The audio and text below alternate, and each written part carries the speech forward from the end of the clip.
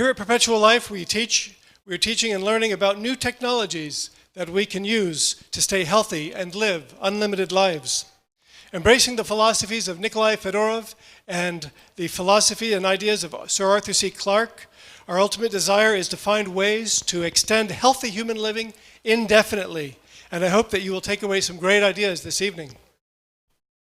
If you are new here to the church, either in person or online, I'd like to encourage you to watch our recordings. We have our past events recorded on our YouTube channel, and you can access that through our website.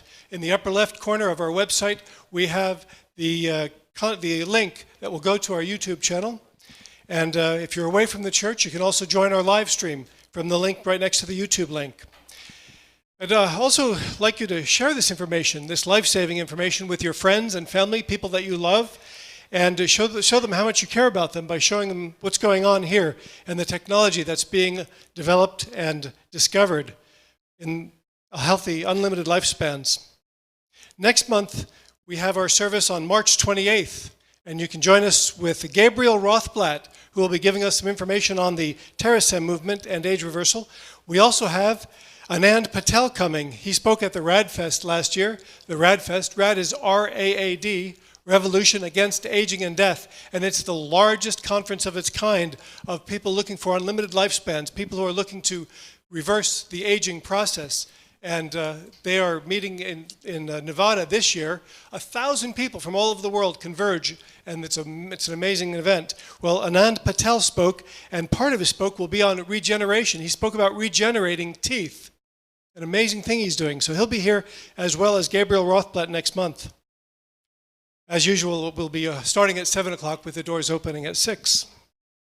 And next month, March, I'd like to encourage you to bring a friend. It's Bring a Friend Month. So tell your loved ones, your family, your friends, the people that you want to live a healthy, long life, and bring them if you can, or invite them to watch our live stream. Next month is special for that. Who's here with us for the very first time tonight? Very first time here at Perpetual Life? 2, 3, 4, 5, 6, 7, 8, 9, 10, 11, 12. Wow. How did you hear about this event, this place? From your friend? Your friends? How many people received a text message for the event tonight? And how about a phone call? Maybe you received an email.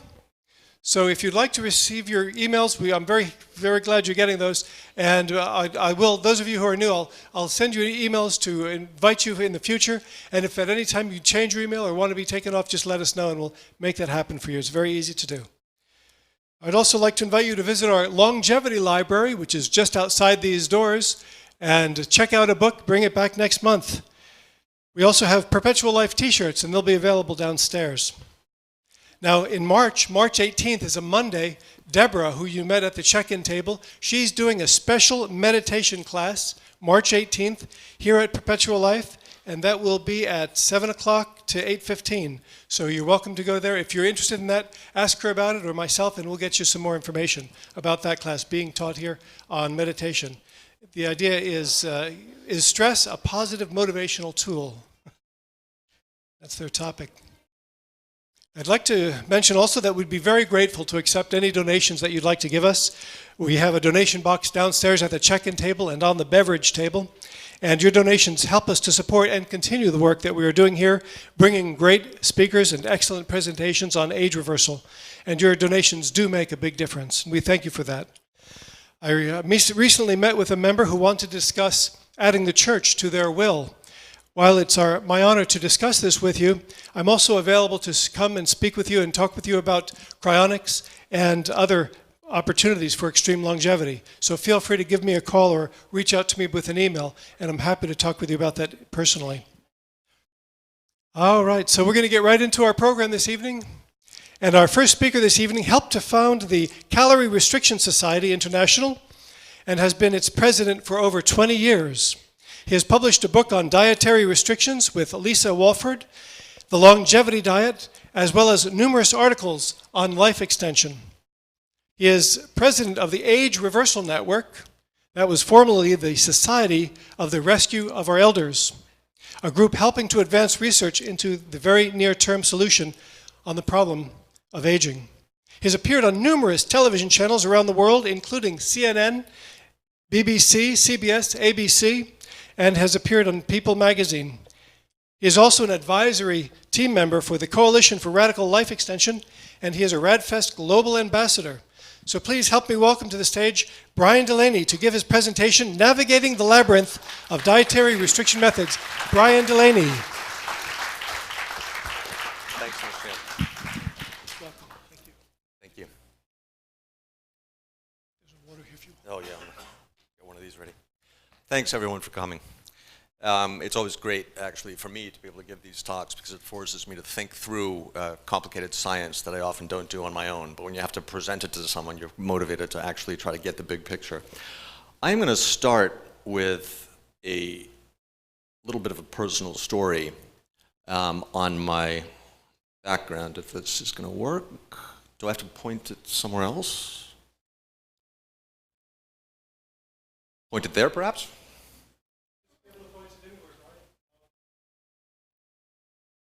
There we go. Whoops. I've been on CR for so long, my muscles have wasted away. I can't even push the pointer. No, I am pushing this with gusto. It is not working. Oh, wait, it's working. Okay. This is a clicker and a laser? Okay. Well, I may need that. Oh, that's a great laser. Wow. So let's just sort of point this at some innocuous place. This is my typical daily diet as an adult until I was about to turn 29. This is not an exaggeration. This is how I ate. And my parents might be watching the live stream. It's not your fault. They fed me really well. Before I went away to school at 16, I ate at home very well, but even then, I was kind of a sugar addict. I would go to the local store and take my allowance and purchase a box, this is at least once a week, of confectioner's sugar and sort of drink the confectioner's sugar. That's how much of a sugar addict I was. I don't know how I'm alive, it's amazing. But then I realized, okay, maybe too much sugar isn't so good, so I switched to cheeseburgers and fries. And then in April of 1992, I got what I now know. The diagnosis wasn't clear at the time, but was Crohn's disease. Some of you know what that is. It's an inflammatory bowel disease. And it was an extreme and extremely rapid onset of this inflammation of the distal small intestine. It sort of like closed and it started leaking, and I had a fever, and I was in the hospital. And they gave me a bunch of prednisone, and I got better pretty quickly. But and by the way, like a lot of us back then anyway, I thought with enough exercise I could eat that way and would have no consequences, and obviously I was wrong. I was thin because I did exercise enough to kind of create enough virtue to undo the vice of the diet to some degree, but not enough to avoid Crohn's disease. And what the doctors told me, all right, this is, I think I need another one, Neil. Oh, there we go. The advice that they gave me was I have to eat a low residue diet, which basically means more or less low fiber. They told me white bread, rice, meat, ice cream, these would be fine. And I would have to take sulfasalazine, these little horrible things that I stupidly took for years, even though I didn't need to. And then periodically prednisone. All right, this actually is non-functional. If there's, okay, thanks. And then occasionally prednisone if I had a serious flare-up. And I was told that I would have to have portions of my intestines removed probably every 10 years and had a very high chance of dying of cancer by the time I was 50. So I said, I don't like that. So I went to the medical library and started reading about diet, and that's when I learned about calorie restriction. And I was, Aubrey de Grey, who's almost the exact same age as me, tells the same story, that he assumed everyone was working on life extension because, why wouldn't one? It's the most obvious goal, and it was only later that he discovered that wasn't true. Reading the literature, that's when I realized it wasn't true that everyone was working on life extension. There was a few people working on it, and this crazy guy, Roy Walford, doing research into calorie restriction. So I called him up and we talked, and eventually it took a couple years, but we started with some other people, the CR Society.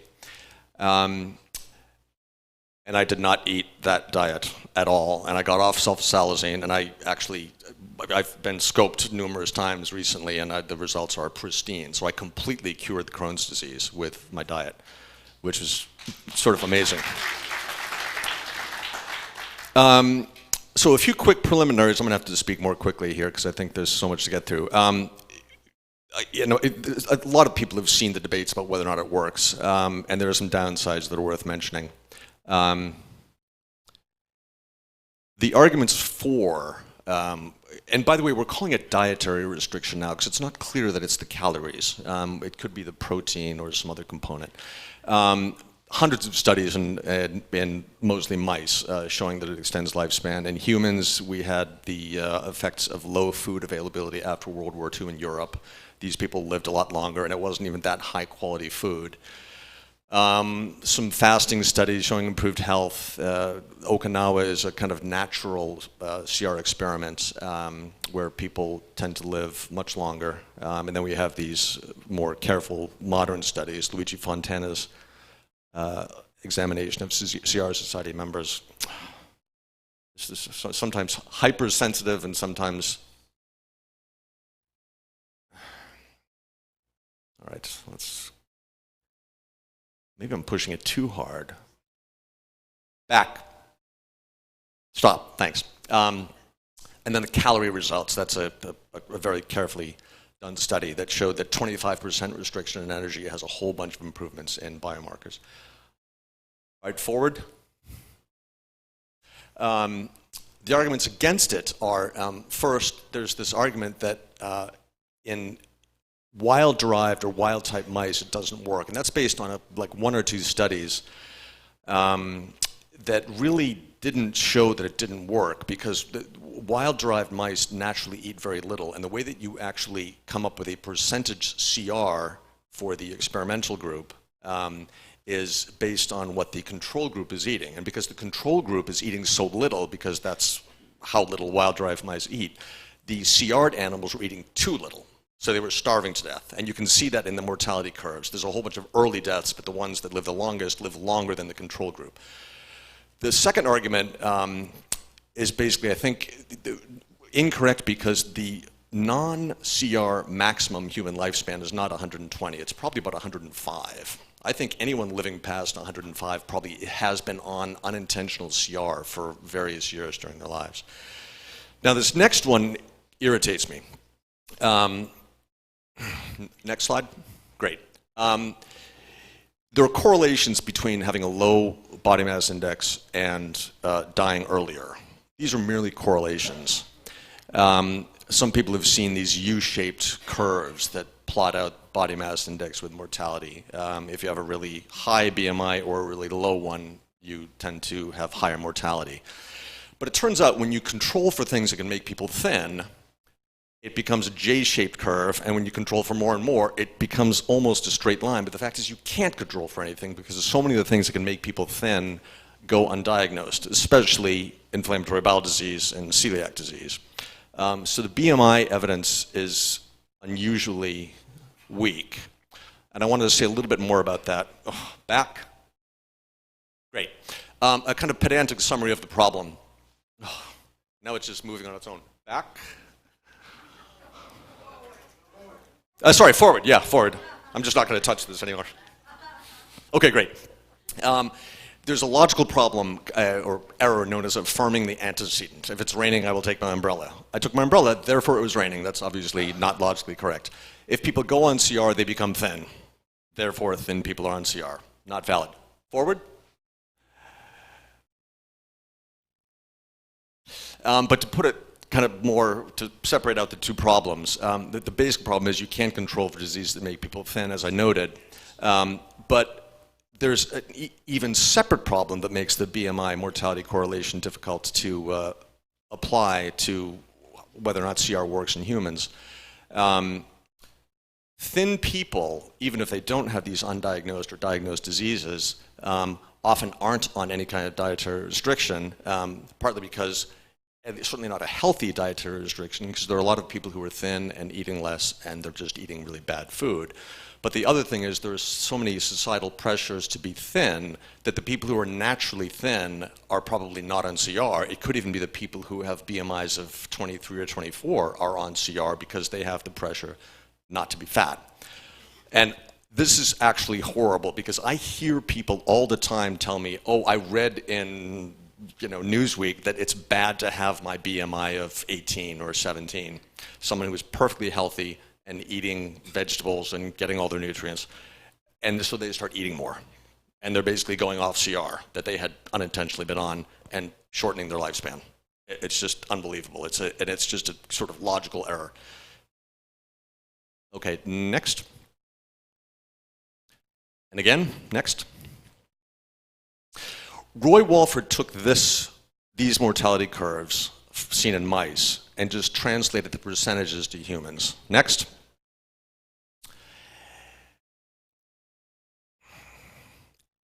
And that was a mistake, almost certainly. We know now from studies of non-human primates that probably apply to humans, we can't be certain, that the percentage gains seen in mice can't simply be applied to humans. It could even be an absolute number of months or years. So next, there we go, good. Sorry, back. I actually was able to do it myself. I think the conclusion is that normal dietary restriction, it's now called continual or continuous. It's not literally continuous, but almost certainly will slow aging at least a bit. And it will greatly reduce risks of many age-associated diseases. So if you have a high familial risk for cancer or Alzheimer's or heart disease, you want to consider more than most people would going on CR. Maybe it works better if I'm pointing this way. Now the downsides to this continuous or continual severe dietary restriction these are the ones people talk about. Feeling cold has never seemed like a serious problem to me. As we say in Swedish, there's no such thing as bad weather, only bad clothing. It rhymes in Swedish. So now that doesn't apply to places that are further south of Sweden, because if it's too hot, you can't take off clothing. But that doesn't seem like a problem. The bone loss issue, people do get thinner bones, but bone is a tissue that's constantly remodeling itself. If you're lighter, you don't need as thick skeletal structure. So it's not clear that's a problem. Cessation of menses, that could be a problem if you're trying to get pregnant, of course. The low free testosterone is something that men in the CR Society constantly complained about, because some of them actually total testosterone went down as well. And they had the testosterone of a 3-year-old girl, and mine never got quite that low, but it was low at points, and I didn't even realize it until I went off CR, which I had to do when I had surgery a few years ago because I had to recover. But before then, when I was living in Stockholm, I'd be doing these translations or kind of preparing a text to teach with these male colleagues at cafes, and these women would walk by and they'd be rubbernecking, and I'm kind of looking at Plato thinking, God, how can these people be more important than Plato? I didn't get it. And then I went off CR, and then suddenly I got it. It was sort of amazing how the absence of testosterone wasn't noticeable to me until it came back, and then it's sort of like being uncastrated. It's like, right, that's what I was missing, this kind of feeling of vigor. And the hunger is a problem for some people. It can be extreme if you're on extreme CR. Certain species of mice need to be caged individually because they will actually cannibalize each other. That's how hungry they are. Social challenges, I think that's downplayed by a lot of people on CR, but it can be real. You kind of get used to weighing out the perfect dinner, and someone invites you to eat, and you have to explain to them that you can't eat certain foods. You just often stay at home. A lot of people have done that. I did that sometimes. Risk of eating disorders, and then simply looking too scrawny sometimes if you start out thin, as I did. Now the point of many people switching to other types of dietary restriction is so-called non-continuous, like time-restricted windows within a day, or every other day fasting, or Walter Longo's fasting mimicking diet, is that it could be that some of these downsides are more manageable. It's not that they would be, that the overall quantity of them would go down, that's not clear, but they're compressed into a short period. So you can be a functional eunuch for a week when you're on a week-long diet and then get back to normal, for example. And just a very quick thing, when people consider CR, they think they have to do it in some radical form. It doesn't have to be extreme. Roy Walford used to say, if you don't want to do an extreme dietary change, just eat more vegetables and leave the table before you're full. And the Okinawans would say, eat until you're 80% full. That's actually a Confucian saying. I want to just note something very important here before we go on, the big picture. And Bill is going to be talking about most of these things here after me. Something that we always in the CR Society, especially starting when the resveratrol research was getting a lot of press, something that we always thought about is, when is the post-dietary restriction era going to dawn? Because there are some foodies in our group where they're just going to keep eating broccoli no matter what kind of magical nostrums science comes up with. But I'm not like that. I would happily go back to my previous, well, maybe not Wendy's, but I would happily eat differently from the way I do now, if there are really effective age reversal treatments. And they are on the way, all kinds of amazing things. And so when thinking about whether or not to try one of these diets, keep in mind, especially if you're young, these diets, none of them, even these fasting diets that are supposed to be easier, are perfectly easy. And you might want to just support research into some of these other things and hope that you can bring about their arrival sooner. Delightful. Great, thank you. So this, I hope you can read that. These are the variants of dietary restriction. So you can restrict particular nutrients, micronutrients, macronutrients, sources of energy, which is basically fat, carbohydrates, and protein. Alcohol would count as a fourth, but I think most of us know, maybe not in Sweden, but most of us know we should restrict alcohol, at least to some degree. And then we have traditional continuous dietary restriction, and then limiting food intake to certain periods. And that can be done in all kinds of ways. You can eat within a window during the day, either early or late. There are all kinds of different day or 2-day fasting regimens, and then these longer fasts. I need to say one quick thing about the importance of iso-caloric comparisons, because a huge number of studies have looked at particular diets, and there's either been no control group at all, or the control group wasn't eating the same quantity of food. And what that means is that what can arise is this problem of what we call crypto-CR. One quick example is these early vitamin C studies. Vitamin C is bitter. It doesn't taste very good. You mix it into the food or the water of the experimental group in a mouse study. They're going to eat less because it just doesn't taste that good. Maybe only a little bit less, but then they will live longer. But it's not because the free radical theory of aging has been confirmed. It's just because they're eating less, because the food didn't taste as good.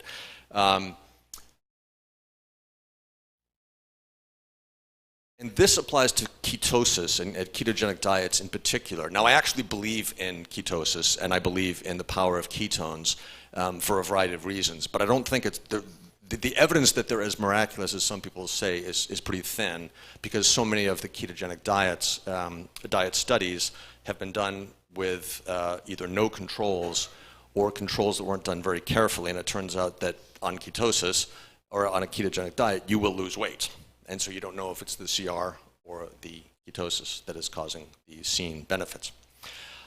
So imagine, just by way of analogy, I came up with a crazy diet, the taxonomical name letters rearrangement diet, where I'm going to only eat foods, the taxonomical name of which has letters that I can rearrange to form, let's say, ex-girlfriends' names.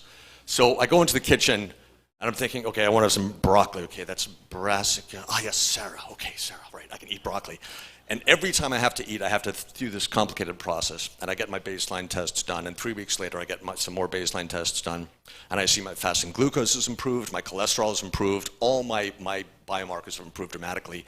I start a blog about the taxonomical name letters rearrangement into ex-girlfriends' names diet. I write a book. People are debating what the real mechanism is. Is it that I'm learning a new language because you have to learn a little bit of Latin, and BDNF is going up in my brain, and aging is centrally controlled, so that's causing me age? Or is it oxytocin because these women are so wonderful and that's making me age? What is it that's happening? Obviously, that would be absurd. All that's happening is I'm going on CR. And that is kind of what I feel when I'm reading a lot of these ketogenic diet studies. So we have to be really careful to look at every study that you're trying to assess and see whether or not there was weight loss, and if there was can you interpret the result as being attributed to the independent variable of the, in the case of ketogenic diets, ketosis. And there's another problem related to this. Iso-caloric comparisons are very difficult. So even if you had a diet that was a ketogenic diet, let's say a very high-fat diet that was mostly nut-based, and the control group didn't have a lot of nuts, but you measured the food out, so it was the same number of calories in each group. It turns out the database for the caloric content of nuts is completely wrong. It's basically overestimated.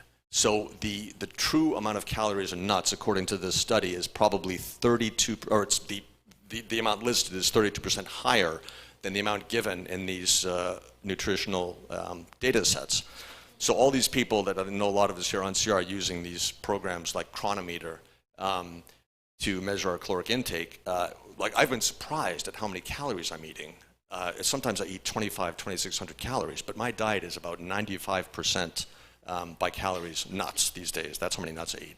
So obviously it's a gross overestimation, and now I know why I haven't gotten fat, because I'm actually not absorbing as many calories from the nuts that I'm eating. All right, micronutrient restriction. I'm going to zip through some of this. Many of us have heard of the earlier methionine restriction studies. It lengthens maximum lifespan in all kinds of studies in rodents. And branched-chain amino acid restriction can lengthen lifespan. Those studies are a little bit newer. Obviously, restricting saturated fatty acid can improve biomarkers, and probably even particular saturated fatty acids should be restricted, like the ones found in meat, and then palmitic acid found in palm oil.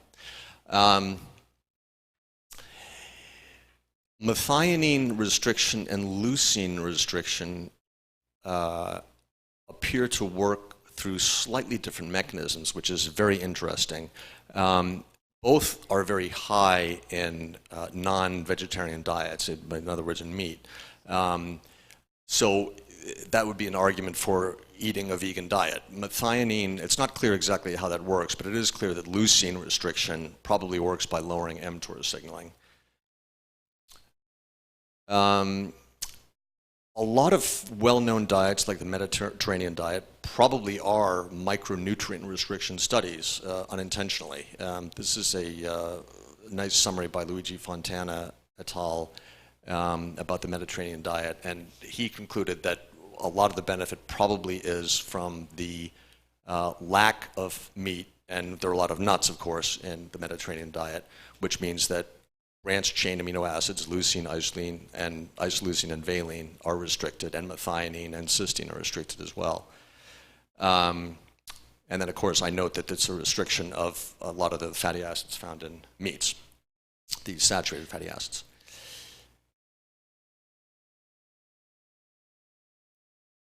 All right, I'm going to go through this fairly quickly. I think most of you know about this. Low-fat diets were in vogue a while ago, and I think they actually can help. Dean Ornish did some great work there, but all of his studies involved reduction in protein as well, so you can't figure out whether or not it was the lowering of the fat or the lowering of the protein. Low-protein diets now, it's clear, are very helpful for the improvement of age-related biomarkers in humans and can lengthen the life of laboratory animals. Just a quick note, some of you may have heard this, seen these studies or read about these studies, mostly done in the UK, where vegans are smarter than non-vegans when they're younger, and then it reverses. And that scared people. They didn't know quite why that was. So it turns out, we don't know, but it's probably the case that it's a lack of dietary creatine. So if you're a vegan, supplement with creatine. Low-carb diets, this is really in vogue, and there are all kinds of benefits, but it's not clear how many of the benefits are going to involve retardation of the aging process. And there are almost no iso-caloric studies. There are a couple, but they're pretty short term. Right. So there is excellent evidence that ketogenic diets can control epilepsy. It's been used for that purpose for a couple decades. There's pretty good evidence that it can benefit neurological disorders. And as I said, there are only a couple of studies that are really well done showing improvement in markers of aging in humans. There are improvement in other markers and other conditions, but not markers of aging. And by the way, if you want to try this, a ketogenic diet cannot be high in protein because that will kick you out of ketosis. By the way, an amazing thing, this I learned at this conference, it's not published, this guy, Jose Humberto Trevino Villarreal at Harvard, did this study that was protein-free. And it had 90% simple sugars. But nonetheless, it made the mice go into ketosis. It's astonishing. All right, so now we'll get into limiting food to particular periods. Time-restricted eating, that term is used in different ways. Sometimes it's used exclusively to restricting feeding or eating to within a 24-hour period, but here I mean it broadly. There are a whole bunch of things to keep in mind when looking at the research. The research in humans is very new. There's very few studies involving isocaloric controls. Most of the studies in humans are weight loss studies. And that means that it's typically subjects who are overweight, which means they typically have metabolic syndrome or type 2 diabetes. And the work in mice doesn't always apply to humans, especially when it comes to the narrow eating windows within a day, because they're nocturnal. So it's hard to know how light affects their circadian clock since they're active at night, and how that would intersect with eating windows that butt up against different parts of the circadian cycle. And then the most important problem is that a day for a mouse is many days for a human. There are strains of mice that if you fast them for about 3 or 4 days, they will starve, whereas even someone skinny, a human, can fast for typically 30 days. Starve to death in 3 or 4 days. This picture, which I hope you can read, I'll just read through myself the important points, is what to keep in mind when considering different lengths of fasting in your own practice. And note that if you're on any kind of continuous dietary restriction, those hours that I've written up there are greatly accelerated. So you eat food, and then you're in this fed state where blood glucose is going up, and you're creating glycogen. And then when you get to about, if you're not on CR, dietary restriction, maybe, an hour 18 or so, you get into the so-called post-absorptive state, where ketosis sort of begins. And that's what people who are doing this hope, that if they have a narrow enough time eating window, that they will at least have a little bit of ketosis towards the end of the non-eating period. And if you're on CR, you get into that state not at hour 18, but I would imagine it's probably hour 8 or 9, if you're on really severe dietary restriction. And then you get into the fasting state where you definitely have ketosis.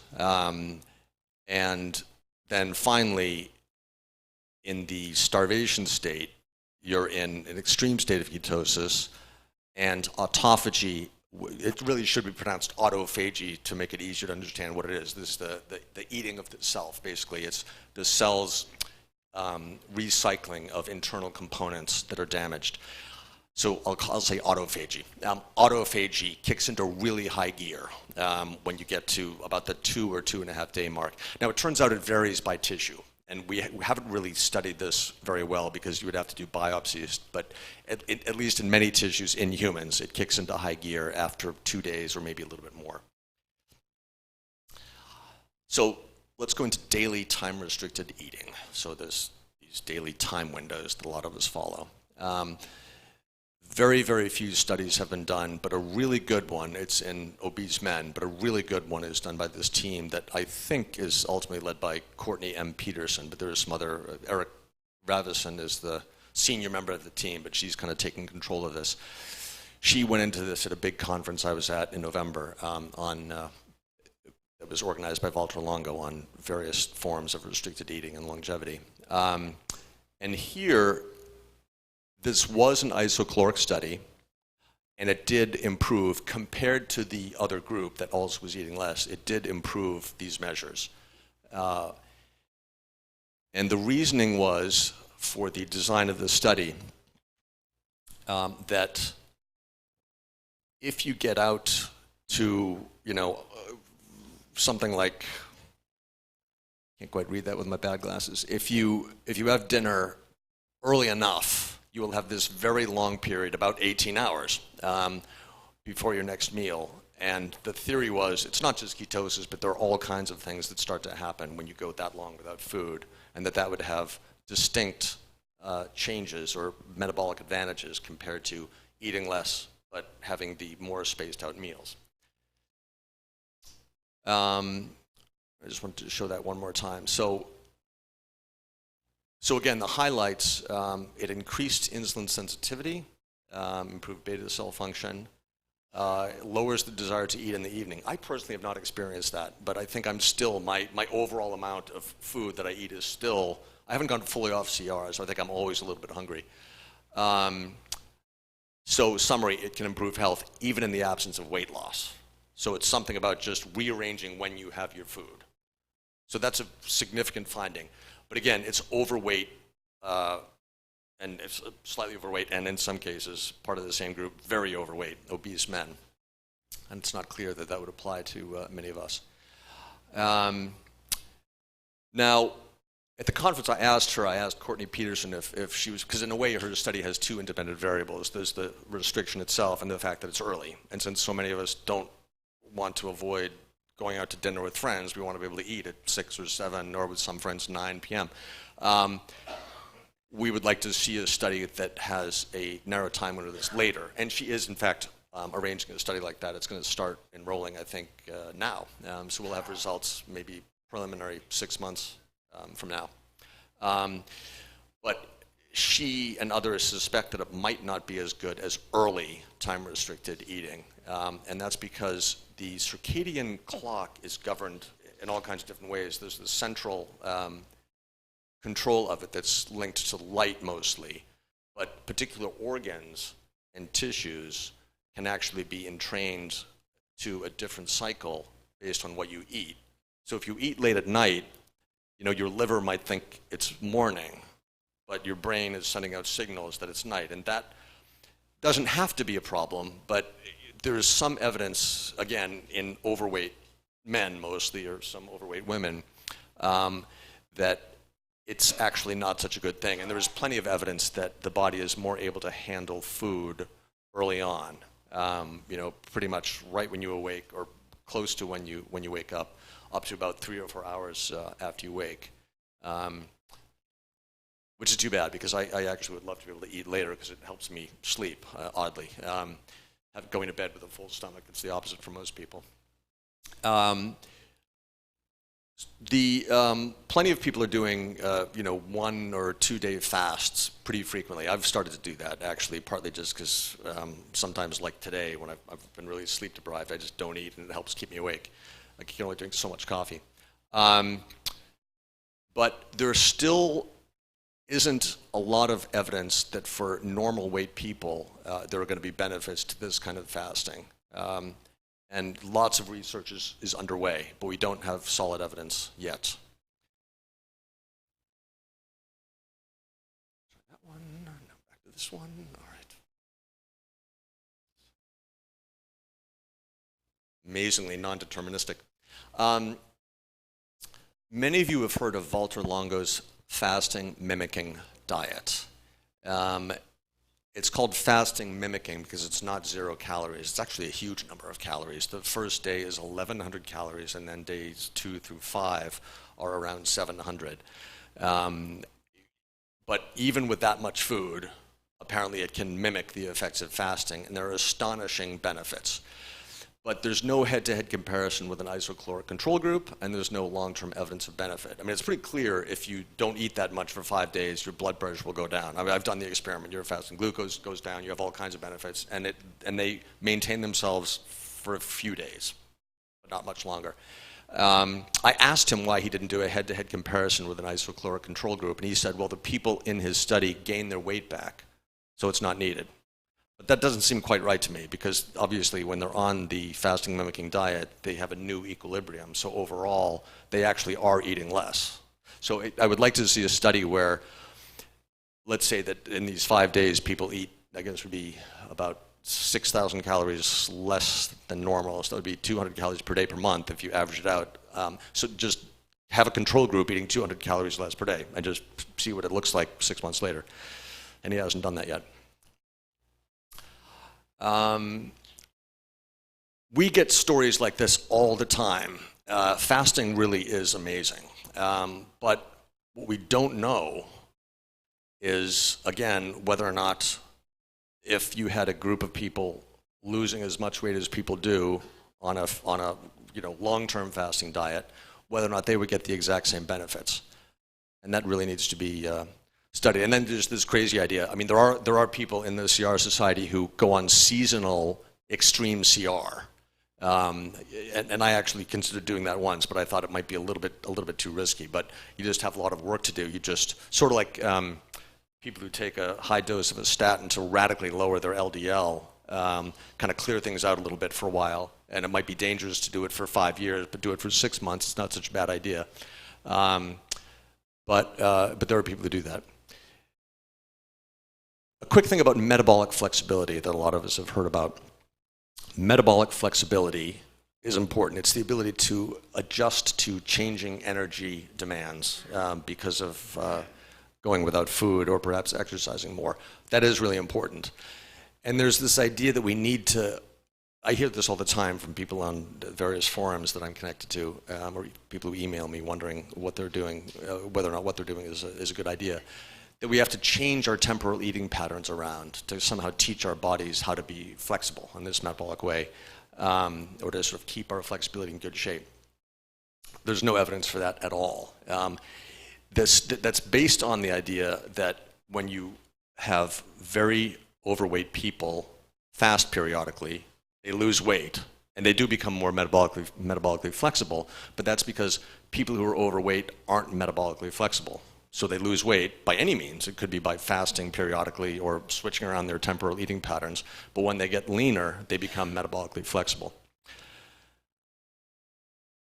So practical conclusions. I would say a reasonable decision tree would be, do you want to simply not think about food and wait for our age reversal network or maybe the SENS or some other group to find or validate effective ways to reverse aging? If you don't want to wait, then I would say the first thing to try, because it's been researched more than any other form of anti-aging diet, is normal continuous dietary restriction, and do it in extreme form. I can say most people probably don't want to do that. I say from experience, doing it myself and talking to lots of people, it's just very rare for someone to want to do an extreme version of CR.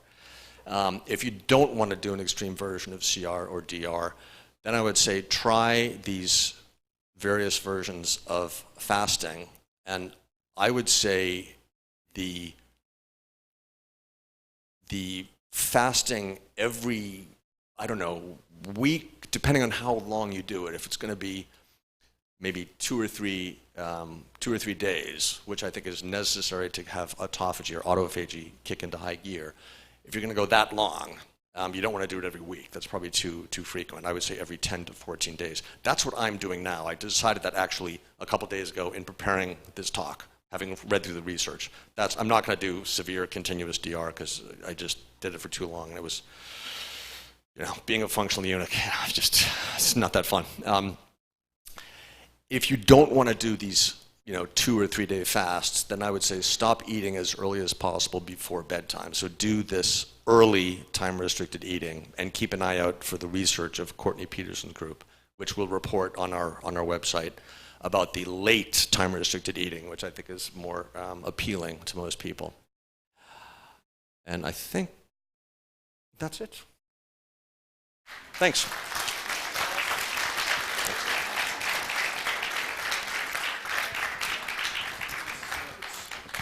We're going to switch microphones and that was great, and do a question and answer. So if you have a question for Brian, I'm going to bring the microphone to you so that people online can hear your question. We have 35 people all over the world in our live stream tonight. Jeff, you have a question?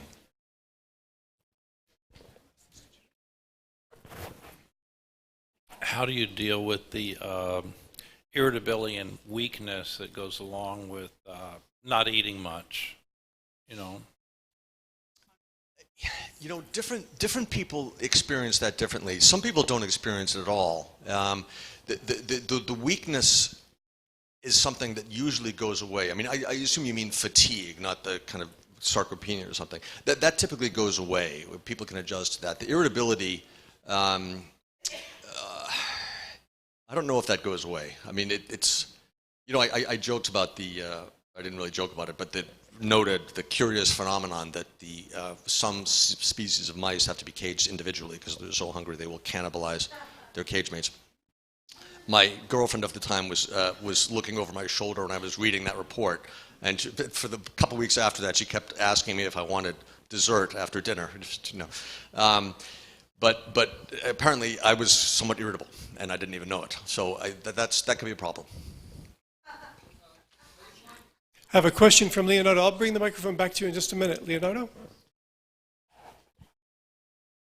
Recently, I read an article through Harvard Med School of a study made in France concerning what they call a prolonged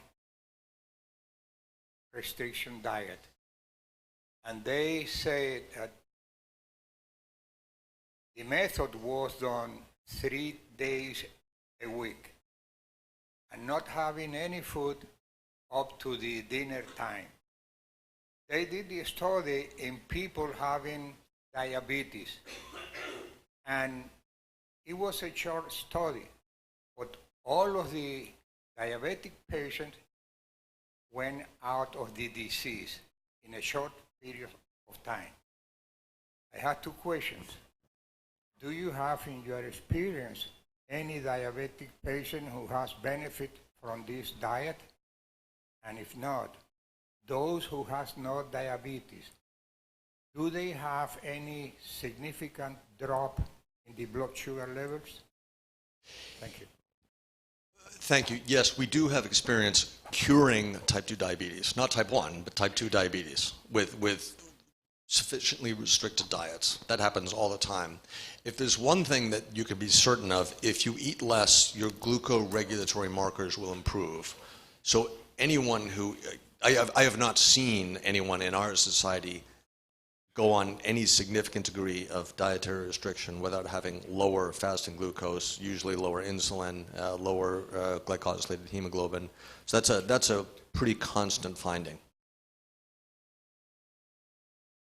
Okay, Juan? Yeah. Well, I just wanted to say about the irritability. The gentleman said something about being irritable. I've been in 14-day diets and the month-long diets and fasts. Usually meditation helps with that. If you do feel urges or anything like that, meditation helps with that. Also, I do recognize the health benefits of fasting, and I'm really happy that you're doing this. Thank you so much.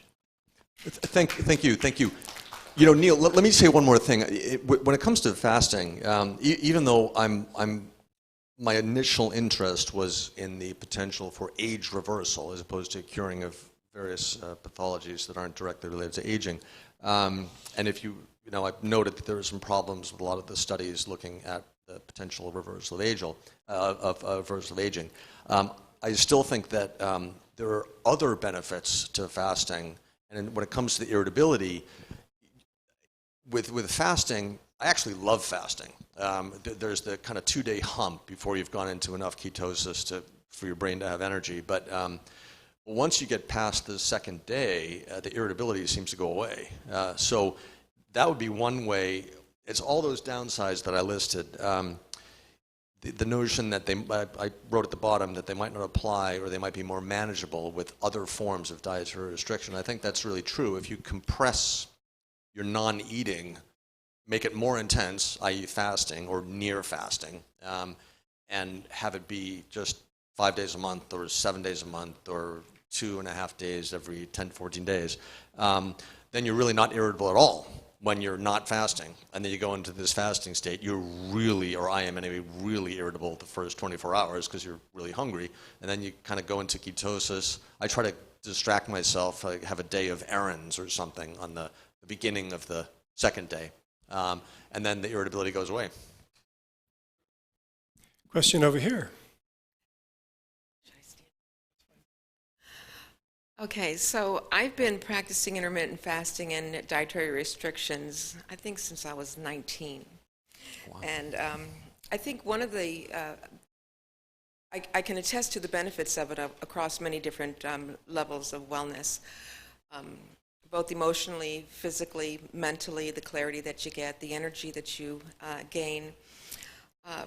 But I think there's one factor that I haven't heard you bring into the equation, and that's the factor of hydration. I think that's key. So maybe you can touch on that a little bit for the group.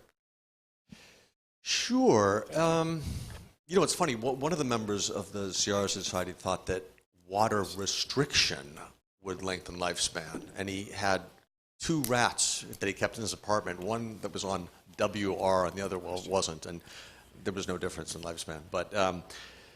But hydration, I mean, I think some studies have shown that this idea that you have to drink 8 glasses of water a day, that's an exaggeration. You really don't need to.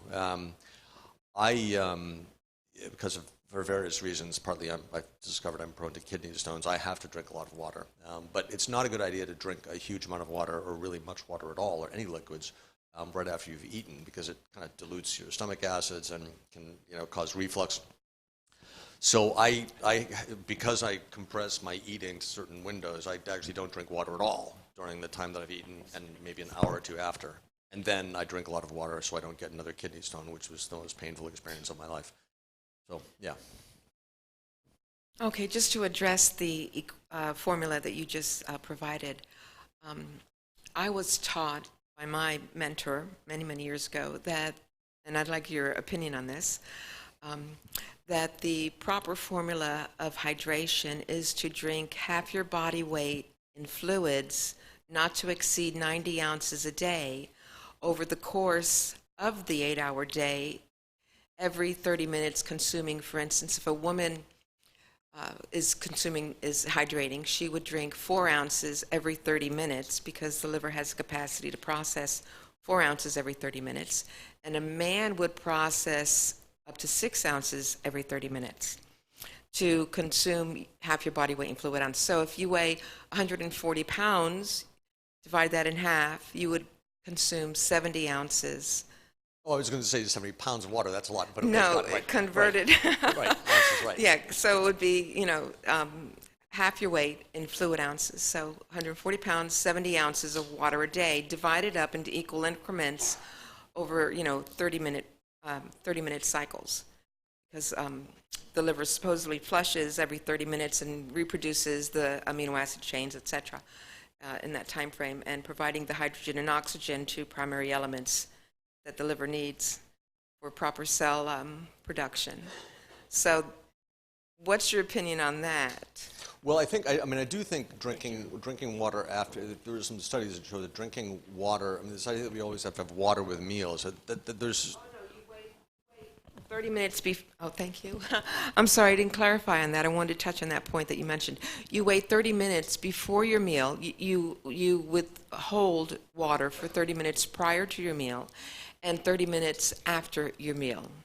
So within an hour's time, you're consuming your proteins, fats, what Right. have you, but eliminating the water for the 30 minutes before and after? Well, it sounds logical. It sounds like an appropriate amount of water to consume. For me, I would wait a little bit longer after finishing eating. I really want the food on its way out of my stomach, and it's really because I have reflux, and you sort of mix water with the food, it can make the reflux worse. But otherwise, it seems sound. I have a question back here, Judith. What are ketones? I've heard you mention it sorry. a lot. They are, one is beta hydroxybutyrate. That was the thing in blue, the Greek letter beta OH hydroxy B butyrate. There are sources of energy that are, it's an alternative to glucose that many tissues can use, including the brain. So they are the primary source of energy if you've been fasting for a long time and the body doesn't have a lot of glucose available and doesn't want to use up muscles and convert muscles to glucose. So through fasting, you develop ketones? That's right. That's right. So through fasting, you develop ketones, is what is being said. Yeah. Okay. Just want to make sure everybody hears that. John? Yeah, I take a fairly aggressive approach myself. I combine TRE. I just had breakfast about half an hour ago downstairs, nighttime, TRE, with metformin. And are your thoughts on combining CR mimetics like metformin and TRE? Is that overkill, or is that perfectly legit thing to be doing? I think it really depends on the degree of each. If you were taking a huge amount of metformin, you probably wouldn't need to be on much dietary restriction or, time restricted eating. If you're on really extreme dietary restriction, metformin would be completely unnecessary and it could even be harmful. But that's only if you're on the same thing with rapamycin. You wouldn't need rapamycin. Any CR or DR or lifestyle mimetic, as I'm calling them, is not needed if you've really radically optimized your eating and exercise. So, if you've, let's say, lost 30% of your body weight since going on this diet, then you probably are on a pretty extreme version of dietary restriction, and then you might not need metformin. But I don't know if you think you've taken it that far. No, so yeah, then I think the combination is actually ideal. And you might not want to take 2,000 milligrams per day of metformin, but maybe 500 in the morning and 500 in the evening. Question from Kenneth. Both my wife and I have been on extended water fasting, 16 and a half days, and myself 17 and a half days. We did notice on the water fast that consuming somewhere between around 32 to 35 ounces of water a day was all that we could actually consume. But I'm curious because I met people that were on much more extensive water fasts, a month, 6 weeks. How do you feel about that? Even a 2-week? There isn't enough evidence to be totally honest. What I would say is what we do know based on animal studies is that the older the mouse, it's usually mice, sometimes rats, but usually mice, the less able they are to handle radical and rapid, those are two different things, but both are true, changes in their diets. That's been shown because it was a bit of a puzzle to researchers why, and the reason that people weren't advocating that humans try calorie restriction when it was first discovered to slow aging, basically a century ago. It wasn't Clive McKay in the 30s. It was actually 2 decades earlier that the first real study was done. The reason that people didn't say humans should try this is that shortly thereafter, I think it was the 40s, maybe it was a little bit late, maybe it was the 50s, people tried to institute 30% restriction in adult mice, and they died younger. And it got people wondering, why is that? And they tried to figure it out, but they basically gave up on the idea that adult humans should try this. But it wasn't until Roy Walford came along, and there was a couple other people who said, well, let's assume that adult beings can't handle radical changes like that, because 30% all at once is a pretty big change. Let's institute it in phases. So, a third of that 30% month 1, and then the second third month 2, the third month 3, and they live longer. I bring that up because that's just one example of the ways in which older mice, at least, and it almost certainly applies to humans in some way, can't handle radical changes. So I'm 55. I think if I suddenly stopped eating and only drank water and did that for 30 days, that seems to me risky. If I were 25, I think it would be less risky. And the body is very adaptable. I'm not 85. 55 is not that old. But it seems to me that that's a little bit of a risk. A 7 or 8 day water-only fast, that's still a little bit of a risk. But that seems to me, as long as you still have some body fat, a significant amount, it seems to me that might not be quite as dangerous. By the way, one of the things I like about Walter Longo's concept, the reason that he came up with the fasting mimicking diet is that he thought it would just be easier for people to have a little bit of food to eat, and at least they have their little breakfast and their little lunch and their little dinner instead of nothing. But there's an additional benefit to that. And I'm going to be kind of evolution theoretically speculative here, which is always dangerous, but it strikes me that it would be odd for natural selection to have required that we be able to handle 0 calories for an extended period. Because during a famine, which natural selection would force us to be able to handle, there's a little bit of food somewhere, always. We would be eating little bits of leaves. We'd find something. We would never eat 0 calories. So when I fast, it's scare quote fast. It's not this, 1,100 and then 700 calories of Walter Longo's diet. But when I fast, I will have a couple hundred calories, usually leafy greens of some kind, arugula or salad, very, very low protein. I'll have just a bowl of lettuce. Because it seems to me that 0 food, that would not have been something that our ancestors would have had to, like for days, and only water, would not be something that we would be naturally adjusted to. Vincent. Hi, Brian. Is there a way for us to measure the senolytic cells that are in our body so we can develop a baseline when you're doing those biomarkers to see whether or not we would have improvement if we do that dasatinib quercetin study? Great question and really important question. There is one established way, but you can't order it as a consumer yet. It's called senescence-associated beta-galactosidase, and it's something that is elevated when you have more senescent cells. So you can measure it. You take dasatinib and quercetin, measure it again, and it should go down if the DNQ worked. But there are a couple of teams that are working on other ways of measuring this. There's a group at UC San Diego.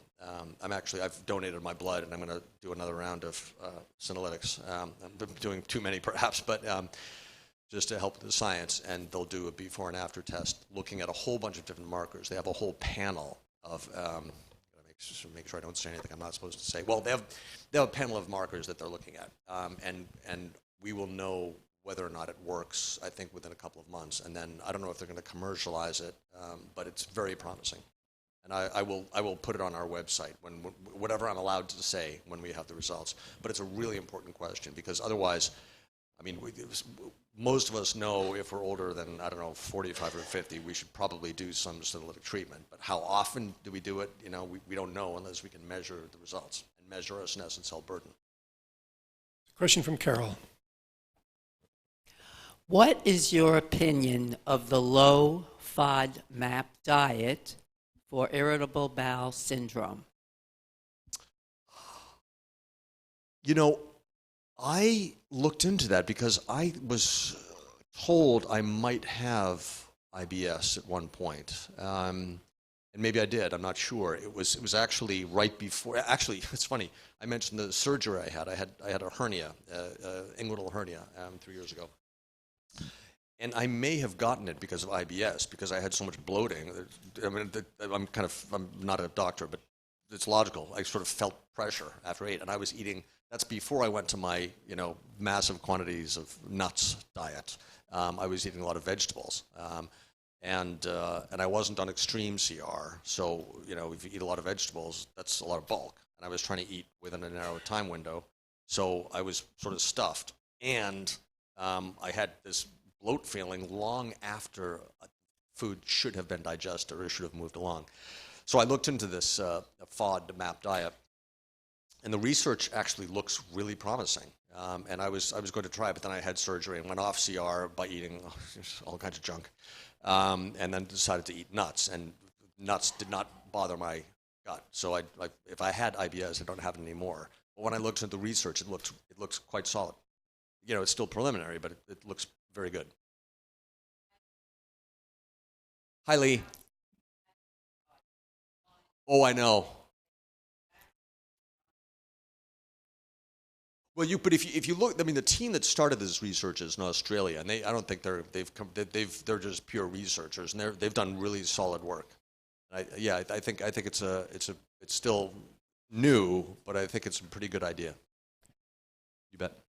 Brian, we have a question online from someone, I believe it's coming from Colombia perhaps, but it's from Manuel, and the question is, I do fasting for 2 days a month. I work a night shift, I eat every 12 hours, and eat vegetables. My question, one of these two meals is right before bed. Does this beat the purpose of healthy eating?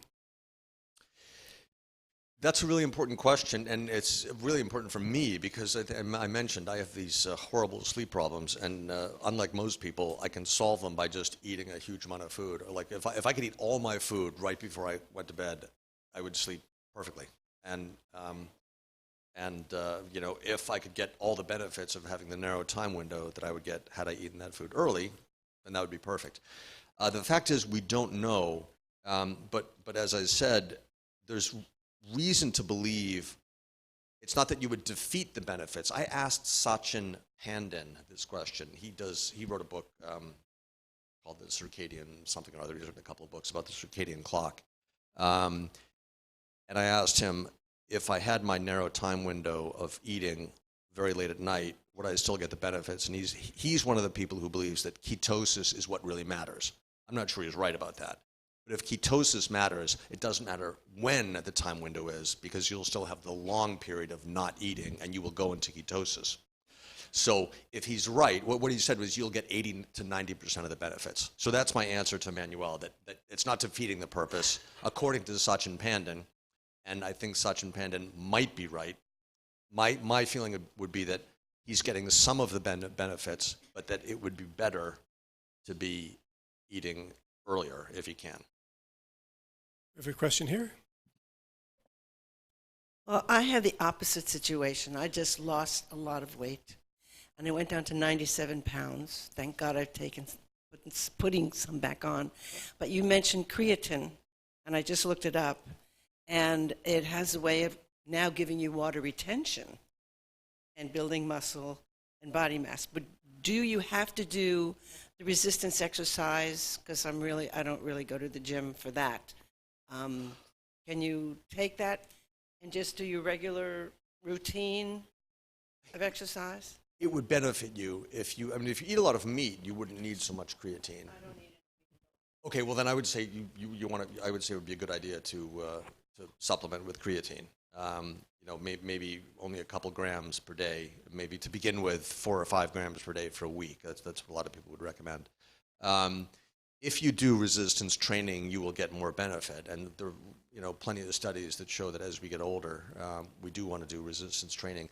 There's even this amazing study that came out recently. We all know that aerobic exercise is good for the brain. Resistance training is good for the brain in different ways, different parts of the brain. So I would say even if you don't go to the gym, I don't go to the gym, but I have my backpack. I put containers of water in it and do there are all kinds of things you can do at home, just to use your muscles in a resistance training kind of way. I would recommend that. Ryan, do you recommend taking creatine if you're eating fish? I don't think you would really need to. There's a question from Mario. I didn't get clear that after 3 days of fasting, why would you get an almost dangerous amount of energy? Well, so I wouldn't say it's dangerous, but that it's not so much compared to baseline, but it's compared to the end of day 1 and day 2 of fasting, where you don't have a lot of energy because your body's running out of glycogen, so you don't have a lot of ways of getting glucose elevated in the blood without using up protein in your muscles, which the body prefers not to do. But the body hasn't yet started producing this alternative fuel source, these ketone bodies. So it's not a huge amount of energy, but you have more energy than you did after that lull in day 2. And you really, I don't know if other people who have fasted experience this. Somewhere on day 3, suddenly it's like wow. Yeah, it's amazing. I have a question from Rich. Brian, one question. You mentioned ketones, the value of ketones, the benefits for autophagy, and it's good for thought processing, etc., and shedding senolytic cells. Can you comment on adding beta-hydroxybutyrate, which is a ketone, to your diet? Absolutely. I actually do that precisely to get over the day 2 hump. You can buy this powder, basically. It tastes horrible no matter what they say about the miraculous flavoring they put in. It just tastes horrible, but that's okay. It's worth it. So I take it, actually today I'm fasting today because I just haven't been sleeping, and fasting helps keep me awake. Before I came here, I had 14 grams. And that's about as much as you can absorb at one time. When I'm doing a longer fast, I won't have any on day 1, and then on day 2, I'll have 8 grams about every 2 hours, and that seems to make a difference to me. But there are studies that show you just don't absorb that much. That's why we've talked about this. The intravenous ketones would be one way to really boost ketone levels dramatically. And I have another question from online. One of the viewers on the live stream asking, Nimron, since you healed colitis, did you use the help of butyrates like tributyrate? It seems to be protective of the lower GI. A great idea. No, I did not. By the way, it was Crohn's disease, not colitis, but it's similar. No, I did not, but plenty of people do, and there's some research showing that that can help. I have a question from Rich. Hi there. Is there an average life extension benefit to calorie restriction? And number 2, if you do restrict your calories, can you restrict them too much and kind of cannibalize your heart muscle and things like that? Your first question was, is there an average extension of lifespan? Well, in mice, certainly, and it tends to be, it depends on how much you restrict. But you can, the earlier you start, the more you can restrict. So if you restrict at weaning, which a human would typically not want to do, they can live 50% longer. Most species of rodents. For humans, we simply don't know. It's really hard to tell because we don't know exactly what the non-dietary restricted maximum lifespan of humans is. As I was saying, it's not 120. I would be certain of that. I think when you interview these people who have lived very long lives, they tell you that they ate a lot of chocolate and they drink a lot because they want to attribute their longevity to something intrinsic, not their diets. But in a couple of cases, researchers have looked at what they actually ate, and they were anal retentive vegetarians. I mean, they just spin these stories so that they seem to have this special power to live longer. So I think the non-restricted human maximum lifespan probably is not so far from about 100. If that's true, and these people who have lived longer have been on unintentional dietary restriction for stretches of years during their lives, then I would say you could get a benefit of maybe 20%, potentially. We have one last question from Robert. Yes, hi. You mentioned lowering protein is part of the regimen. What does that do to your muscles? And in other words, have you experienced muscle loss? And because protein is yeah, that reminds me. I didn't answer Rich's second question, which obviously is connected. You can take dietary restriction too far, and of course, you will start your organs will start being eaten up. The brain is spared. I mean, there have been mice studies where they put them on extreme CR. And the brain is the last to go. With protein restriction, you can get to a point. I mean, it's hard to know when, but certainly if you restrict it too much, you will start losing muscle mass. But that will happen if you restrict any source of energy. You will lose muscle mass. And then there's this one study that came out that's cited frequently among people who are worried about the dangers of starting CR or taking it to an extreme as they get older. that showed, it was not a really well done study, but it showed that as we get older, we have to eat a little bit more protein. I'm not convinced. I'd like to see that study repeated. But I would be cautious. I would not want to take protein restriction too far. An alternative that a lot of people are actually advocating, scientists, would be that you have kind of high protein breaks from an otherwise low protein diet to let the body rebuild, because it wouldn't take that long. And it usually, people call it a sort of, the famine is the norm and feast is the exception. And then you build everything back. Some people reverse that. That's what Walter Longo's fasting mimicking diet is.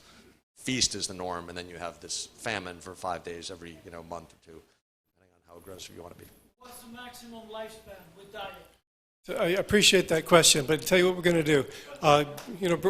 Brian's going to be here, and you'll be able to ask him some more questions. I know there are more of you that have questions, but we're going to have him available for you to ask questions directly and in person here downstairs after the event tonight. So let's give a big hand to Brian Delaney. Thank you for being here, Brian.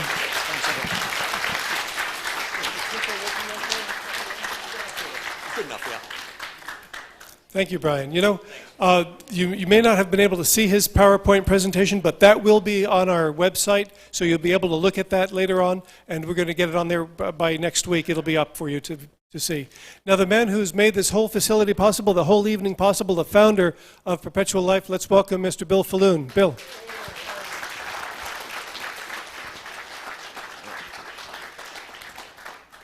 Well, good evening, group. I want to travel back in time to year 1997, 1998. I had many conversations with a very well-versed member of our group, and he continued to enlighten me that the secret to controlling aging lies in our bone marrow. That as our bone marrow ages, we age systemically. And if we can do anything to reverse the aging process of our bone marrow, that's where our stem cells are produced, our immune cells, all of our blood cells actually in the bone marrow. If we can do something to reverse that, then we're going to be able to dramatically slow and or reverse aging. That was 1997, 1998. The question we both asked each other is, what do we do about it? How do we make that happen? And the good news is there are some ways to potentially make that happen. Now, this particular slide is from my last week's presentation. Last month's presentation done on January 24th.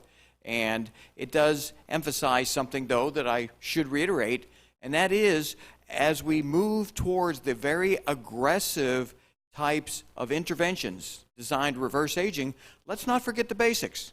The basics involving hypertension, lipids, glucose, triglycerides, homocysteine, the ways that we can improve our health that everyone agrees on. We don't want to forget that foundation so that we can then build on that foundation to the second level. But let me ask the people in the control booth to put on the presentation for tonight, because this is the presentation I did on January 24th. And, but I can talk a little bit about what we're going to talk about, and that is bone marrow health, something that is a challenge at this point. But a fascinating study came out just last week, published around February 20th, in which they took bone marrow from young mice and transplanted that bone marrow into older mice. And the result that they were able to measure definitively was a significant improvement in neurological function. They could memorize better, learn better. There was an improvement in their brain's capacity to function. And these were old mice transplanted with young bone marrow. Now, this was not surprising to us because we've been studying this for a long time. In fact, in 2014, we launched a fundraising campaign to see if we couldn't do a study. It was going to cost about $10 million, and we've not raised the money, by the way, to see if we could mobilize the bone marrow of very young people and put the stem cell mobilized plasma into older individuals. We are still trying to raise funding for that particular study. But to give you an example as to how well this particular research project worked, you look at these 4 diagrams of the microglia brain cells. Now, the graph or the chart, the cell there to the far left is a healthy, young microglia cell. And you notice it has branches extending from it. Those are synaptic connections that enable that microglia cell to communicate with other cells. And how our brain works, by the way, is like a parallel processing computer, where you have perhaps very slow microchips all linked together in such a way that they communicate so effectively that that computer operates very fast, which is how young people think. They think fast, they learn easily, they memorize readily. But with aging, and that's the second microglia cell, you can see those branches have shriveled, meaning that the cell may maintain some functionality, but it's no longer connected to the rest of the brain the way it was. And then the third slide over, that was an old mouse given old bone marrow transplants. Bone marrow from an old mouse transplanted into an old mouse. That was essentially the placebo. It shriveled. The connections, those synaptic connections, they just continued to shrink, meaning that old bone marrow is probably toxic. We have a lot of evidence. But the spectacular slide to the far right of that screen, those were old mice with young bone marrow transplanted into their bodies. And look at how those connections sprouted. Essentially, that old microglia cell in the brain resembles, maybe even exceeds, a young microglial cell. This is hardcore evidence, and that's the only cell they were able to really electron microscope, but they were able to validate that in response to those branches regrowing from the microglia, these mice were thinking and performing as younger mice. So that conversation I had over 20 years ago, it had a lot of significance, especially when I saw this type of study coming out just last week in the published literature. In fact, most of what I'm going to talk about is what's happened over the last 30 days. That's how fast the science is evolving. Now, heart failure affects about 8 million Americans. Some of the statistics say 5 million. The real number is 8 million, and it's going to increase. It occurs when our heart muscle loses the ability to pump and oxygenate our whole body with sufficient quantities of blood. And most people with heart failure, they die relatively soon.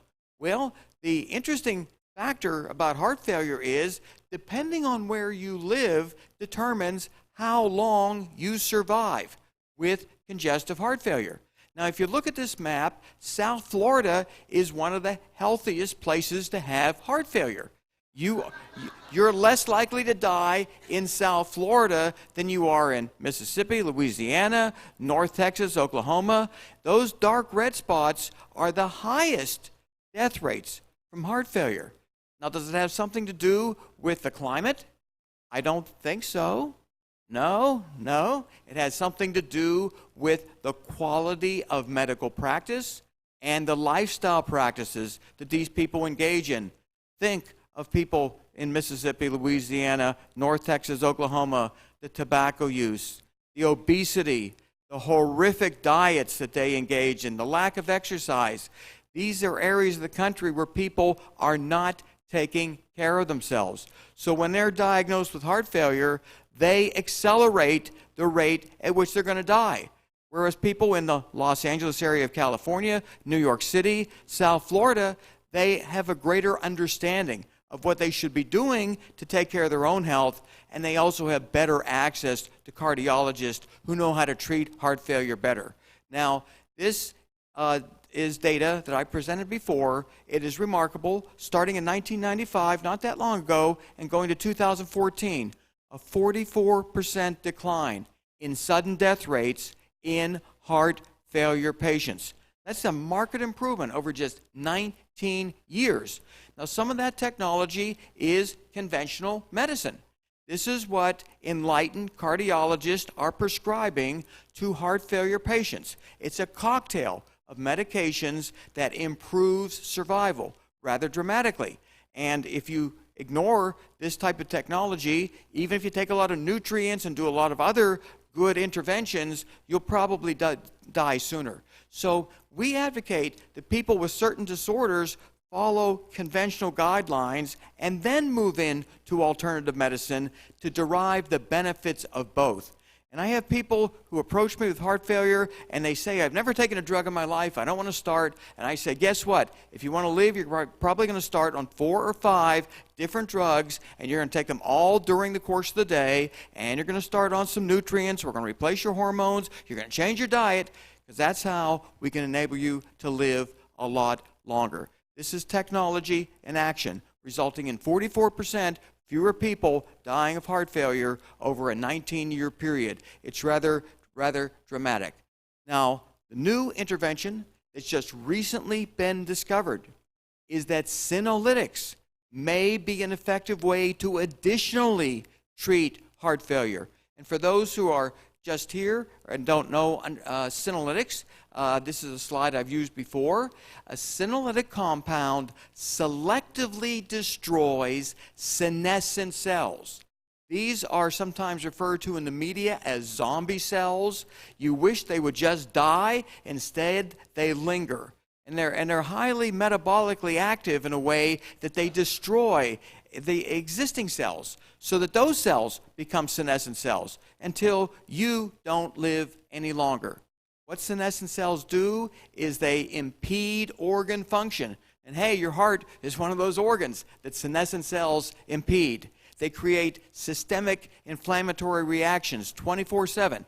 Senescent cells ignite inflammation throughout your body. And the scariest thing about what senescent cells do is they emit protein-degrading enzymes. They're called metalloproteinases, and they degrade protein. Healthy cells in the area of a senescent cell become injured, damaged, and senescent themselves. So if you wonder why a senolytic drug or a senolytic compound might be an effective treatment for heart failure, think about the senescent cells in an old heart. And they're emitting these enzymes, killing additional cardiocytes, and all of a sudden, at some point, your heart just doesn't work anymore. You die. Well, earlier this month, results from a study came out showing that using senolytics to remove senescent cells restored cardiac health in a mouse model of congestive heart failure.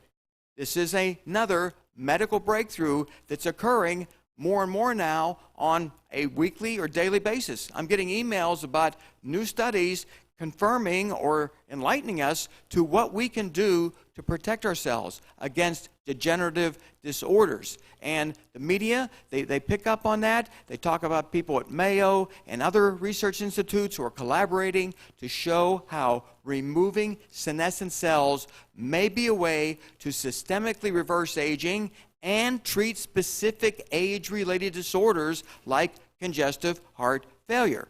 So we're seeing the media pick up quite a bit, and this is a chart from that study showing how the cycles work, where the cells emit certain toxic factors, where if you block the senescent cells by killing them, you're going to effectively treat congestive heart failure. So what we learned from this study published earlier this month is that in addition to all the other disorders that we know are associated with the accumulating senescent cell burden, congestive heart failure is another disorder in which we can potentially treat by removing the senescent cells from the heart and the rest of the body.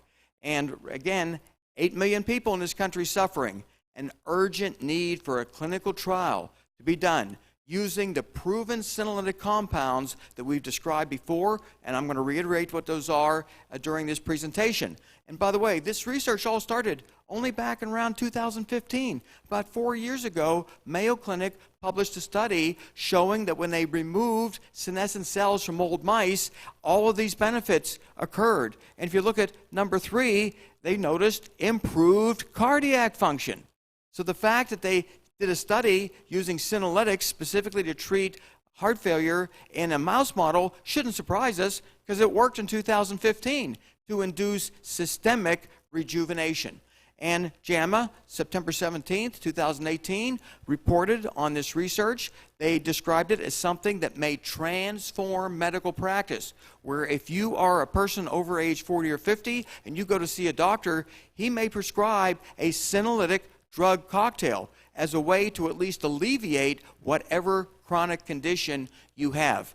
And again, reporting last month during our last presentation, we talked about pulmonary fibrosis, a kind of a disorder that you would think senescent cell removal would be highly effective for. And they did just a pilot study, and they were able to show that dasatinib and quercetin improved physical function. It wasn't a cure, but that was just the initial phase 1 study. They're moving more into the phase 2 arena now to see how efficacious they can make senescent cell removal treat pulmonary fibrosis, a lethal condition that normally kills people in just a few years. They literally are not able to breathe. And at RADFest, September 21st, I presented the first findings ever in medical history of a human clinical trial where we used dasatinib and quercetin to treat people with severe bone-on-bone osteoarthritis. 90% had significant improvement, almost complete relief of pain, improved joint mobility, and we're just waiting right now for the follow-up MRIs to be read and interpreted in a way to see if cartilage regeneration occurred. It is absolutely spectacular what we're consistently seeing in clinical trials. That means trials on humans that emulate what's successfully done in the animal models. So this is the senolytic dose schedule that was used in the osteoarthritis study. It differs a little bit from the Mayo Clinic study on pulmonary fibrosis, and I think what we're using is a little bit safer. And what I'm going to tell you in the next couple minutes is how you may be able to gain access, finally, to affordable dasatinib. It's been a real handicap. It's such an expensive drug because it's used to treat cancer, and because insurance covers it, the drug companies mark it up way, way too much. And this is the difference in dosing between the Mayo Clinic study on pulmonary fibrosis and the osteoarthritis clinical trial that we helped fund. They basically used a lot more quercetin in our osteoarthritis trial, and we actually used a lower dosing schedule of dasatinib, even though it looks like it's higher.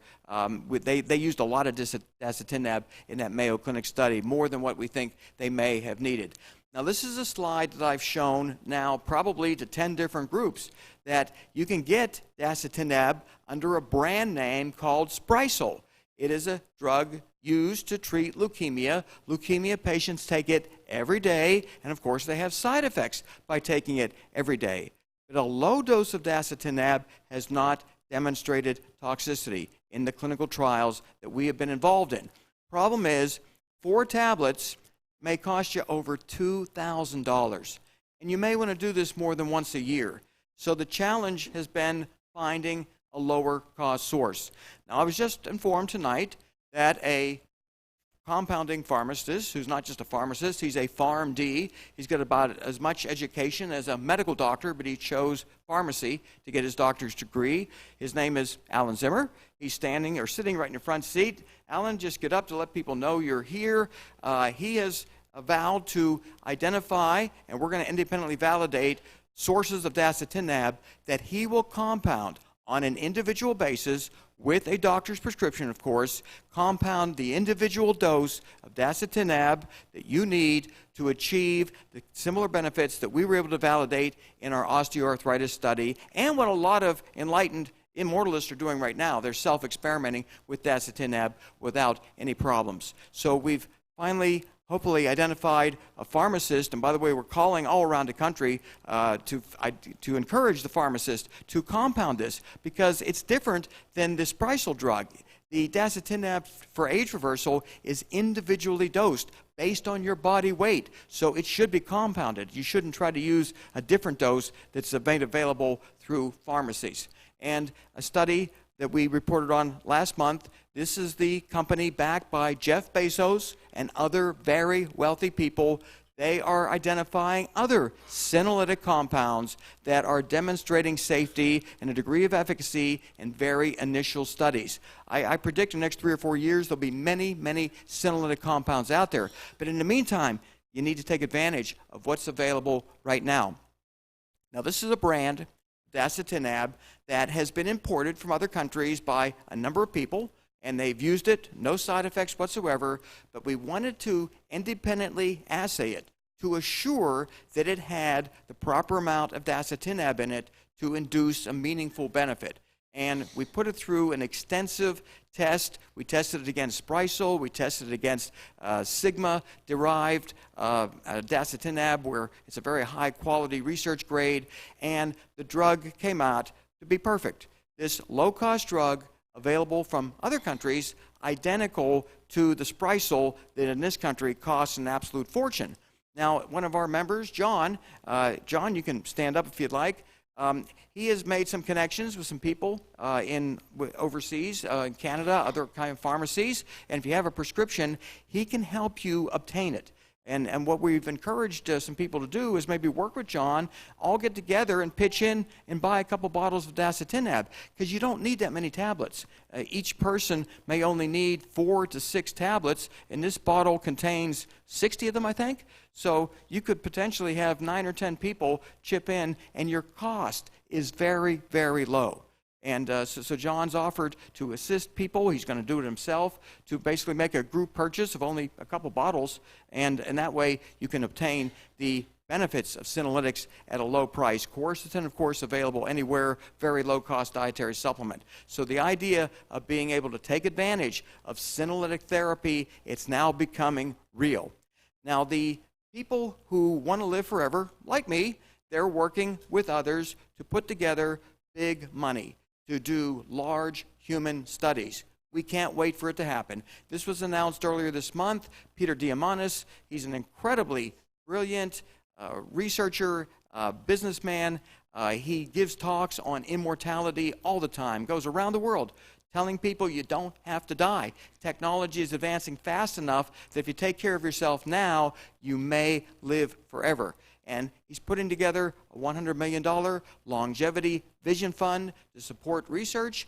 And these are the people he's partnered with. The younger guy, Sergey Young, the younger one, is going to do most of the work. Jim Mellon is a billionaire. He travels the world encouraging people to invest money in age reversal research. He convinces a lot of people that this is probably the most significant way of growing your money, because I think when age reversal research develops into clinical therapies, it will be bigger than Apple, bigger.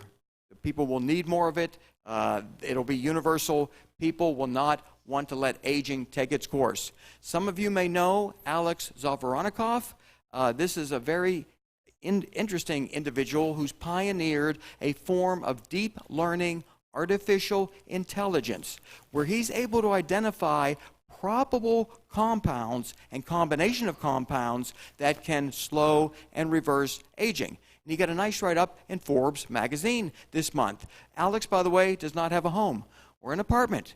He never stops traveling to scientific conferences, to meet with groups of scientists, to put together research projects aimed at defeating the aging process. We've had a long-term relationship with Alex. He's somebody, when you hear him talk and you see what he's doing, you realize there are some very smart people. And he's sacrificing his own health for this. His biological age is 4 to 5 years older than his chronological age. And it's because of the stress he puts on himself to accelerate human age reversal research. And this is the diagram that was in Forbes magazine, and what it shows is what happens to people when they're born and they mature, and then around the age of 35 to 40, they start to decline. Now, if you do nothing about it, you decline rather quickly. You fall ill, you might be in a nursing home for a couple years, and then a cemetery. But if you engage in some preventative type measures like Brian Delaney talked about, like some of the interventions we've spoken about at this church for many, many years, well, you can delay that. You can live longer by intervening in aging today. And then the ultimate objective is to not let the downhill curve occur at all. In other words, diagnose and repair damage that occurs during aging so that you never have to think about nursing homes and cemeteries. It'll be a fantastic future. So Forbes, they wrote some very nice verbiage about age reversal research being the ultimate form of altruism, the ultimate charitable act, because it benefits everybody, including yourself. If we don't die of something, aging will kill us, and virtually everything we die of today is a degenerative disorder related to normal biological aging. And this is the last slide deck I'm going to really show. You look at the headline of this, and it pretty much acknowledges that science will emerge to enable people to live maybe forever. And then they have in that headline that immortality is a fate worse than death. Now, you can see what they write in there. They're talking about the scientists, the billionaires putting money into this and getting real-world results. They're talking about that, and I kept reading this whole article. I said, well, where is the downside to this? I couldn't figure out what they were getting at, because they're talking about the most brilliant entrepreneurs in the world putting big money into research designed to find a cure for biological aging. So I'm reading all this good stuff, and I'm saying, why is that headline there? Why are they calling immortality a fate worse than death? And again, the data they kept presenting and writing about in this article indicates this is going to happen. I mean, these people made the impossible occur already, and they're looking at aging as just another technological challenge. So this, I believe, is the only verbiage in this entire long article that talks about why this is so terrible. Well, number one, it's going to be too expensive. Everything is too expensive when it first comes out. We know that. We remember buying cell phones for $2,000 that barely had a connection anywhere and didn't work too well. $2,000 is what they cost back in 1988. We now buy smartphones for $600, $700 that do so much more. As technology advances, prices come down.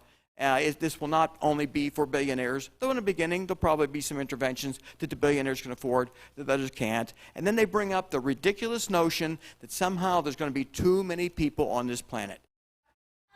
Now, we've had so many credentialed speakers in this church totally invalidate that assumption with one slide after another. I'm really just going to show you one, and that is Japan, Germany, France, and even China. They are losing their population. People are dying more frequently than are being born. And that population shrinkage is going to hinder those countries. And that would be happening in the United States also if it wasn't for all the immigration. We are also not replacing ourselves as Americans as fast as we need to, but we don't have to worry about it. We've got plenty of new people coming in. But people don't move to China or Russia like they do to this country. Russia is another country, by the way, where their population is shrinking to the point in the next 50 to 100 years, there may not be many Russians around. That's how fast it's happening. So when some person's writing an article and has got this preposterous assumption that we're going to run out of room on this planet, the fact of the matter is we need more people. We need more mature people who've got the experience to make real-world differences occur in this world. And again, this is the demographic forecast for Japan. It is pathetic. They are going to be stuck with a lot of old people. Japan, by the way, is a country with the longest living people in the world, so they're going to have lots of old people and not enough young ones to support them. They've got a real problem. They would like to make those old people young and productive again. That would resolve their problem. So again, the breakthrough of the month, so to speak, is transplanting young bone marrow into old mice. And theoretically, some of us could do that now. You can remove bone marrow from a young, healthy person. It does grow back in a young, healthy person. Put it into your own body. And that young bone marrow would churn out a lot of healthy cells. Theoretically, we don't know the safety of it yet. I don't advise anyone doing it yet, but at least it provides evidence that aging is very much involved with bone marrow degeneration. And there are other ways to derive the benefits of young bone marrow that we are investigating. And this was all predicted by many, many people, and it's evidenced by what you're looking at right now. Most of us are old enough to remember a lot of people who dropped dead of a heart attack. And yet, starting in 1980, technologies and healthier living patterns resulted in a 50% overall decrease in deaths from any form of heart disease. A 50% reduction over this period of time in which people started thinking, if I do something to prevent a heart attack, maybe I won't have one. And guess what? It worked. So Ben Franklin predicted all this was going to happen. He predicted that technology would advance to the point where what was killing people in his era, and people in his era lived to an average age of 35 years. Now that is a little bit misleading because the infant mortality rate very high, and the maternal mortality rate, delivering a baby, a lot of women died. So it didn't mean that most people died at 35, but what it meant is people weren't living very long. And by 1900, that average only went up to about 47 years, average lifespan. So Ben Franklin is predicting way back in the late 1700s that technology is going to enable people to live a lot longer, diseases be cured. Well, most of the diseases that Franklin knew about, they've been cured already. Antibiotics get rid of all those bacterial infections, tuberculosis, diphtheria, pneumonia, diarrhea even caused by various microbes. Those have been eliminated for the most part, and antiviral therapies have moved ahead with vaccines in which people don't die of smallpox anymore. So what he predicted is that science will emerge to eventually cure all of the diseases of aging, including the aging process himself. And we're seeing that happen right before our eyes. And I just want to introduce one more individual, Dr. Rich Gaines, if you'd like to stand up. Dr. Gaines is a medical doctor, practices in Boca Raton, and he had a grand opening for his clinic about 3 weeks ago, and I attended it to show support. I didn't expect there would be a lot of people there because we didn't announce it through our church or through the many other age reversal networks. So I just didn't know how many people were going to be there, but I wanted to be there to show support. He is going to enable people to gain access to affordable NAD infusions, senolytics, certainly metformin, which is a basic we should all be involved in, and then more advanced biologics that we're exploring. And the work that Tanya did, and with Dr. Gaines' network of people that he's been involved in, we had about 200 people show up for this grand opening, including the local CBS affiliate for Palm Beach County. And they interviewed me and a number of other people, and I made it clear this may be the first age reversal medical clinic in history where they're going to focus on ways to reverse aging, utilizing protocols you've learned in this church. And what I'm hoping is, in addition to what Dr. Gaines is doing in Boca, that more and more doctors add age reversal to the services that they offer so you can have doctors convenient to you in your neighborhood. But Dr. Gaines will be around if you want to talk to him.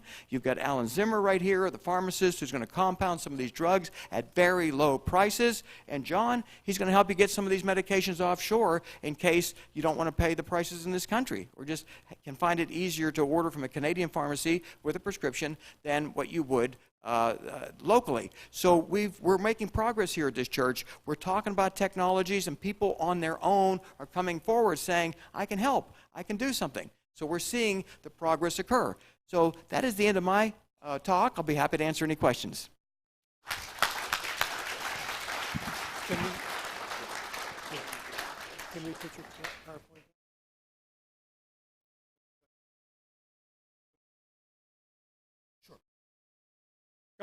We have time for a few questions for Bill. Questions for Bill. John. By the way, we are going to have Bill's PowerPoint on our website as well, so you'll be able to access that in a few days. John? Yeah, Bill, I was wondering if you could make a brief comment on a study that I just mentioned to you earlier about ficitin. I'm not sure how that strawberry flavonoid. It looks, according to the data that I reviewed, to have a senescent clearance capability that was comparable to disseminated and quercetin, which is a pretty bold statement, and it was in rats, not humans yet. But it whet my appetite, suffice to say. Let me explain what we're researching right now.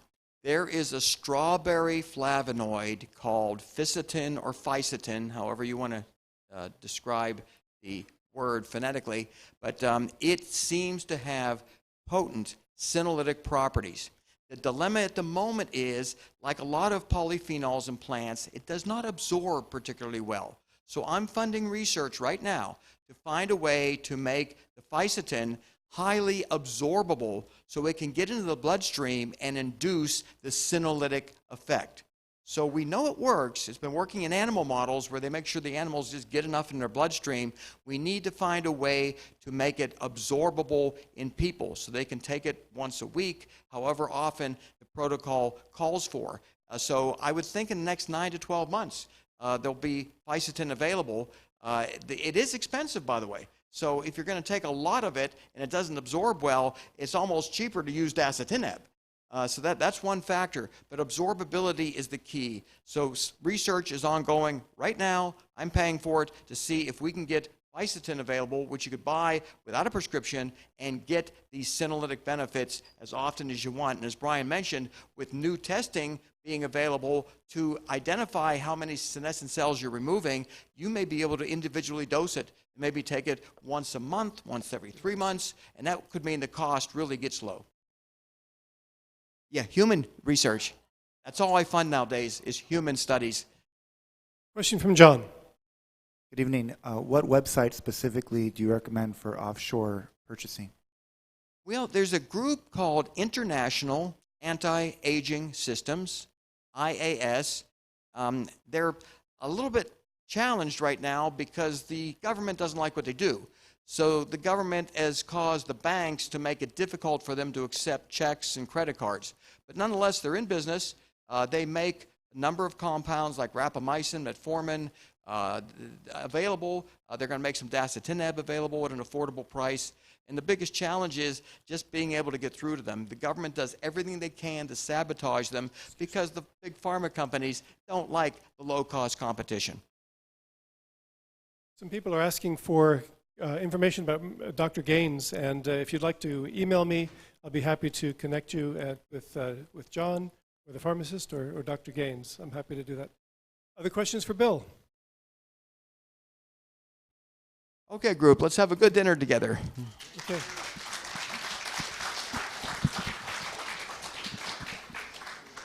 Great, Bill, thanks. I just want to remind you that we are going to be here March 28th. We have a couple of speakers that are going to be very interesting. So March is the Bring a Friend month. Be sure to bring your friend next month. We have Gabriel Rothblatt on the Terracem movement and age reversal. And we also have Anand Patel. Look forward to seeing you next month.